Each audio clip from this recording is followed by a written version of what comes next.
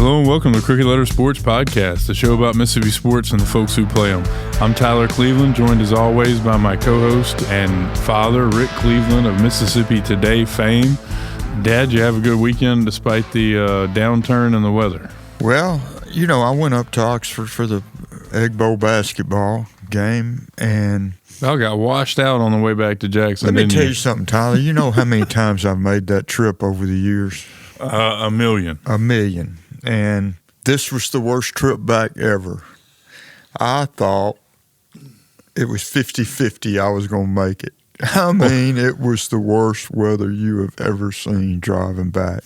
I mean, you couldn't see. I know. Well, the tornado sirens were going crazy, and I knew that you were trying to drive back, and I called you, and you were like on the side of the road just in North Holmes County somewhere seeking shelter. Saying a silent prayer. Yeah. Anyway, as bad as it was for Ole Miss Saturday night, for anyone who was returning to Jackson from the game, it was worse. Yeah. The Bulldogs, of course, won 81-71 in a game that didn't really feel that close. As I messaged you during the game, I think the message said exactly, they are beating their ass the way they did in the first game. The difference is Ole Miss did not make 13 threes this time to keep it close enough to, have a shot at the end. Well, actually, as strange as it sounds, Ole Miss rebounded better in the second game. They almost got doubled at Starkville in rebounding and made up for it that time by forcing turnovers and getting points off turnovers. You got to get possession somewhere if you're going to get beat in rebounding as bad as they're getting beat. And they didn't have that edge either. The uncharacteristic 13 turnovers for Ole Miss and State. You mentioned doubling them up. They did double them up on offensive boards, which if you were watching the game was the overwhelming theme. Is like State throws up a shot, and four guys crash the board, and three of them are wearing maroon. Yeah, they were just more aggressive from the start. It was one of those games. It ends up being, 10 or 11? I can't remember. 10 point, but it was worse than that. I'll tell you how bad it was. I pretty much had a column written.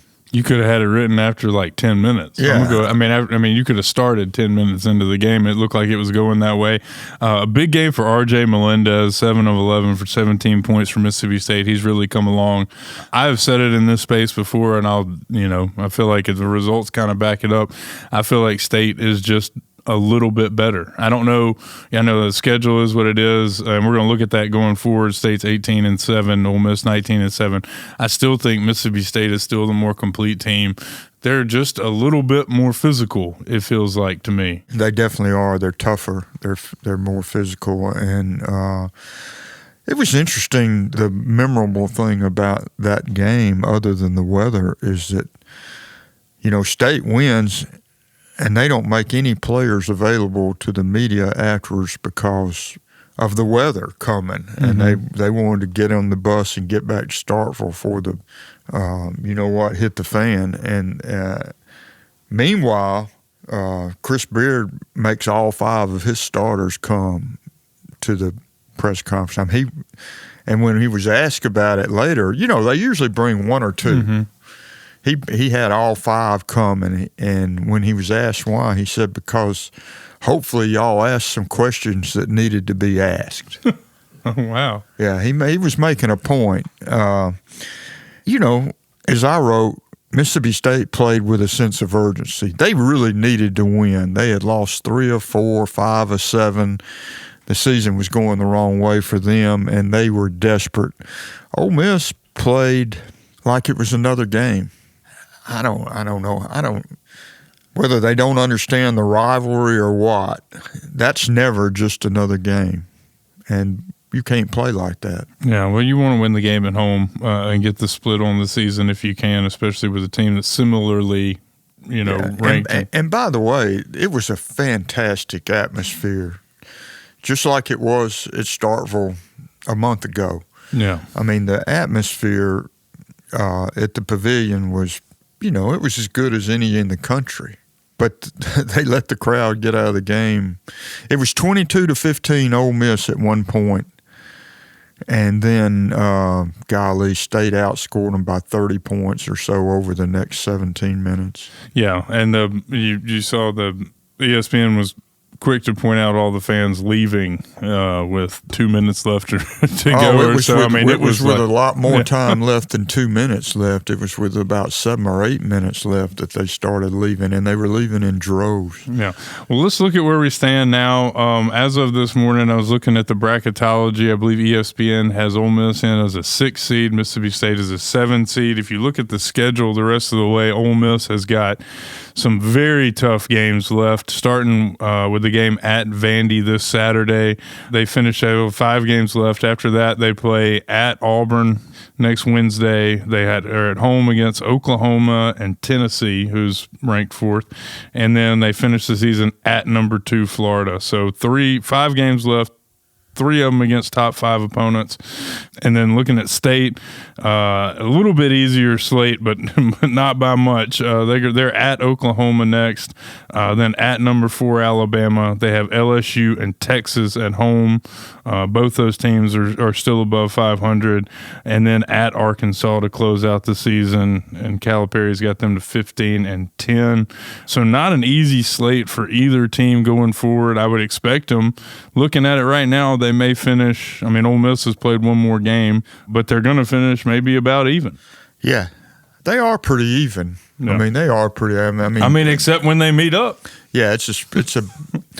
How do the coaches say it? It's a bad matchup for Ole Miss. It is a bad matchup for Ole Miss. Yeah. So, do you think that's about right? 6 and 7 seed, somewhere in that range for both of them?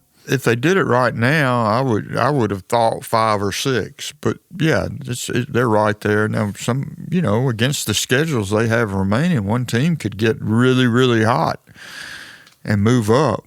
But right now, that's where they are. Which one of them do you think right now is built for the tournament? Is better equipped for the tournament, I should say. I think Mississippi State. They got more depth and they're more aggressive. And there's such a fine line for Ole Miss if they're going to get beat on the boards by 12 or 15 every game. That's basically 12 or 15 more possessions. There's a fine line. You got to be really, really good in other categories if you're going to get beat that bad on the boards.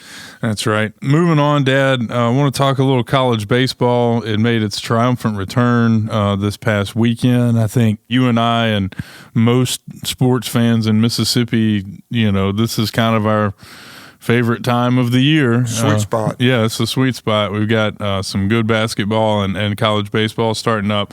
Ole Miss was out in they played in that showcase out west. They beat Arizona and Clemson and got absolutely demolished by Texas in a run rule game to start the season 2-1. I think they're worth talking about first because they actually played somebody. Yeah. I liked a lot of what we saw from Ole Miss. Hunter Elliott looked really sharp.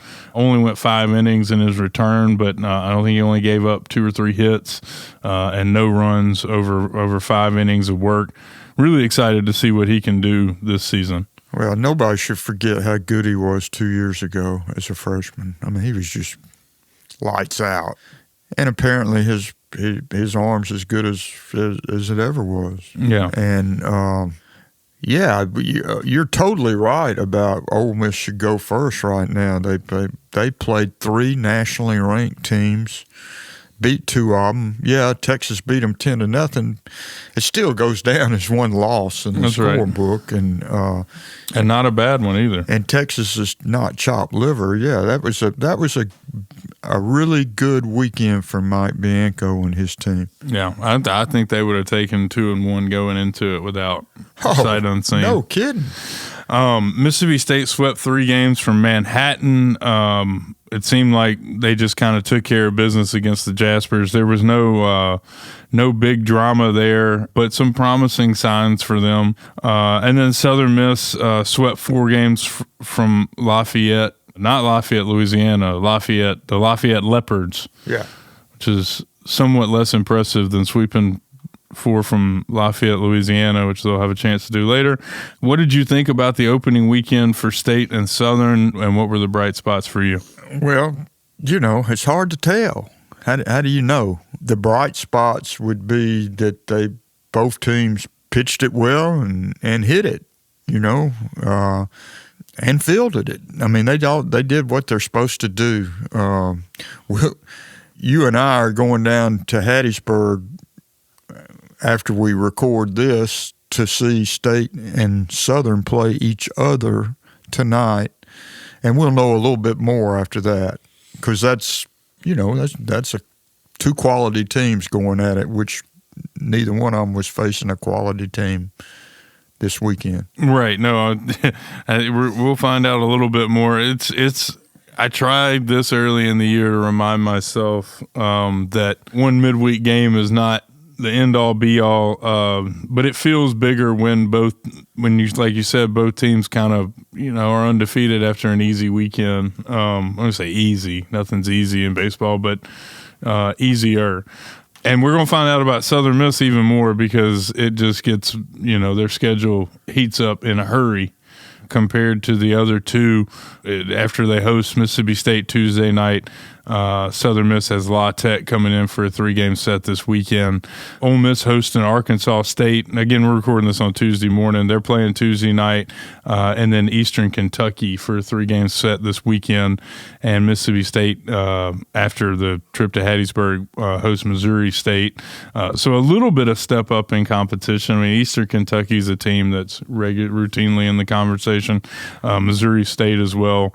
Missouri State plays good baseball. They do. They'll come be in Starkville this weekend. So we'll find out a little bit more. I think, everybody's taking a step up, except for Ole Miss. And I think Tuesday week, Southern Miss plays at Ole Miss. Right, the next week. Yeah. Yeah. Oh, no. Southern Miss gets extremely hairy very quickly. I don't have the extended schedule in front of me, but within 2 weeks, they will have played I think 7 games against top 25 caliber opponents. So they have that weekend series at home against Louisiana Tech, and for those not familiar with that series, that's two teams that really don't like each other very much. No, I would say Southern Miss and La Tech is second only to the Southern Miss UL Lafayette baseball beef. Those are, they've got a healthy rivalry with the Louisiana schools that I think is actually really, really fun.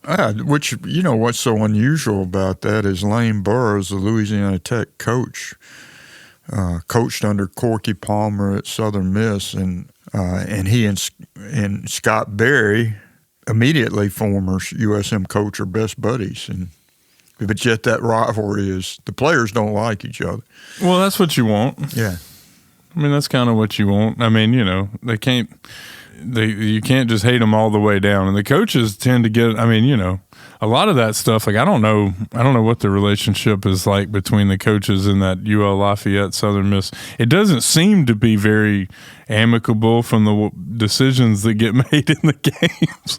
But Ostrander, Coach Oz, Southern Miss head coach, spent several years with Lane Burroughs at Louisiana Tech. So that's even another angle on that one. It is. I know it's way too early to tell who's got what, but I do think that all three of them look like, they look good getting off the bus, and they look like teams that, if they, who knows what's going to happen with injuries and everything else over the course of a long season, but there's lots of reasons to be excited about college baseball this year. They certainly look like three teams that will be playing past their conference tournaments. Yeah. Well, let's talk about teams that won't be playing in the postseason anytime soon. The New Orleans Football Saints have hired Kellen Moore as their next head coach, a move that we thought might happen before we aired last week, but they made it official right after we recorded last week. So let's talk about that a little bit. He comes in as the former offensive coordinator from the Eagles, the world champion Eagles, and not going to have the same tools to work with right off the bat in New Orleans, at least offensively, but the reports are that he will call the plays. I think there's several big decisions that are going to get made in the next couple of weeks that are really going to define what kind of tenure he has in New Orleans. The reports are this morning that the Saints are looking to cut Taysom Hill after not being able to find a good trade partner for him because of his $18 million cap hit that is coming in the next year. To me, first of all, just side note, hate to see Taysom Hill go, one of my favorite football players. He is my favorite football player. The bigger question for me is what you do with Derek Carr, because they're not winning. They're not going to win. His cap hit is way more than Taysom's, and it seems like he might be a more movable commodity as a starting quarterback with a decent track record when he's healthy. The big phrase there is when he's healthy. He's a quality quarterback. He's a top 10 in the league quarterback. I mean, the record shows it. Well, we saw it in the first two games when they were all healthy. When he had his center, had his left tackle, had his right tackle, had his tight ends, when they were healthy and he was surrounded by good people, he was mighty good. Hell, they had a couple of receivers back then too. It was a real, plum setup. They had receivers and linemen and everything. Yeah, you got to have a quarterback. I mean, let's face it. To win in the NFL, you have to have a quality quarterback. You can make I don't even go as far as to say you can make the playoffs without a quarterback, without a top 10 quarterback. You can't win once you get to the playoffs without the quarterback. So in my mind, if you don't have that piece, I don't know what you're trying to do, spending a bunch of money everywhere else. So it's a chicken or the egg thing, because right now they have the quarterback to win, but they don't have anything else that you need. Well, they do. If they're healthy, they do. They have two high quality wide receivers. When healthy, can't stay on the field. Yeah, well, that's what I said. Multiple years in a row. When healthy, if you have two wide receivers, you might as well have zero. You got to have 5, because somebody's going to get hurt. At least one. They still have one of the top 5 running backs in the league. Great, but rapidly aging. Rapidly aging, but he sure didn't show it last year. I mean, he was really, really good last year. They only needed him to touch the ball about 30 times a game to be successful. I hear what you're saying. They do, but the defense is aging. It's aging. As good as my favorite players are. So what do you do with the number 9 pick in the draft? I don't know. I mean, you got to draft an offensive lineman. I feel like it's our biggest problem. You got to go offensive tackle. I keep seeing they're going to draft a wide receiver. I think they're going to draft. If I had to guess right now, it would be the offensive tackle out of LSU, who's rated as good as any offensive lineman in the country. Well, that is definitely the smart play. I don't think you can get a starting quarterback with the number 9 pick. I would just as soon wait and get. I wouldn't mind seeing them draft Jackson Dart in the 2nd or 3rd round if he drops that far. Yeah, I think he's a good quality quarterback. I think they do need to take a quarterback. I just don't know if they need to take one with the number 9 pick with so many glaring holes everywhere else. The other option is to trade. I mean, if you could work out a trade for Derek Carr before the draft and get a couple picks or whatever you can get, get that off the cap sheet. And get some extra picks and try to shore up a little bit, and then just roll into the season with Spencer Rattler. I mean, I don't think they're going to win. I mean, Derek Carr may be worth, a couple of wins that Spencer Rattler may not be able to pull off. But hell, they're not going to, they're not going to win in the playoffs. And by getting to 7 and 9, or I don't know how many games they're playing now, 7 and 10 or whatever it is. I mean, all you do is move yourself back in the draft order. I mean, I'm not saying tank, but let's roll into the season with what they've got. I mean, and try to build. I think is probably it's still a long path, but it's probably the quickest path out of cap hell and purgatory, which is where they are now. Yeah, you're probably right, but you're speaking like a guy who's in his 30s, and I'm 72, so I want him to get good pretty quick. Well, we've had 2 decades of win now mentality, and you see where you have to go boom bust cycles. In the NFL, you cannot just be in win now all the time. I mean, if you pay your dues long enough, you'll get a window.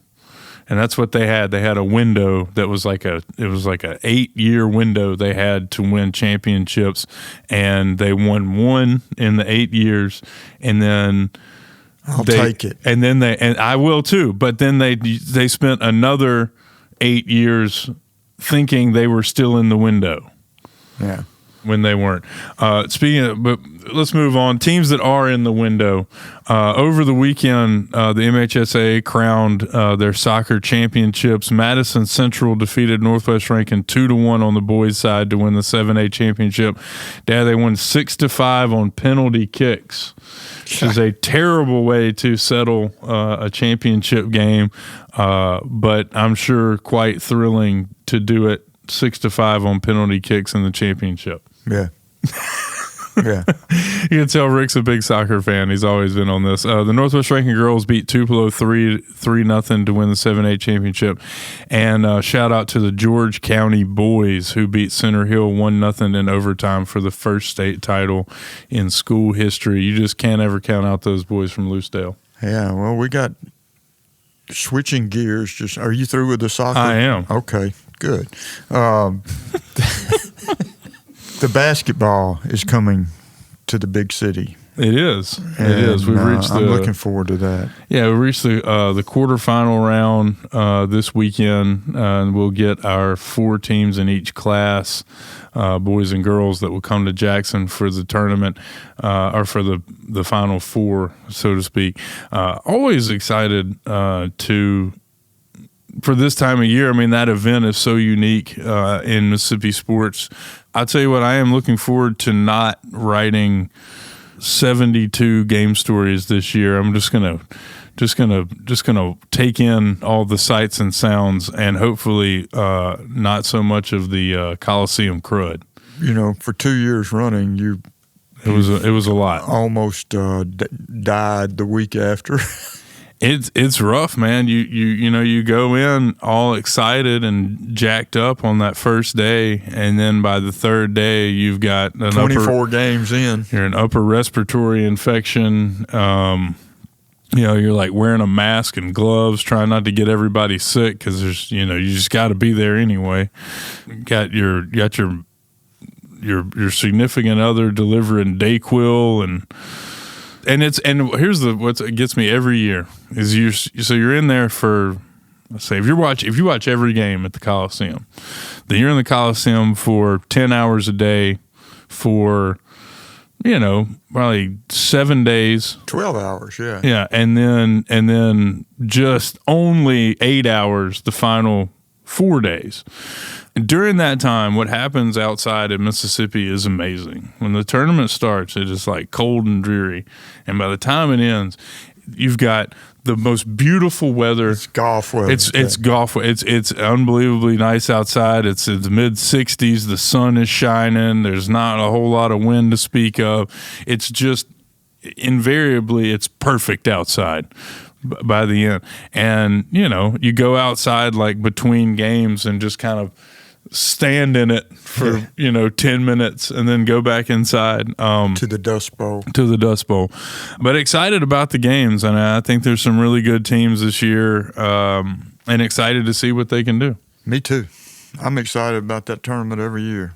Yeah, we'll have to talk more hoops after we get our team set up next week. That's it for us this week. You guys stay safe out there if you're traveling, especially like Rick if you're driving through tornadoes for some college basketball. And we'll talk to you in this space next week.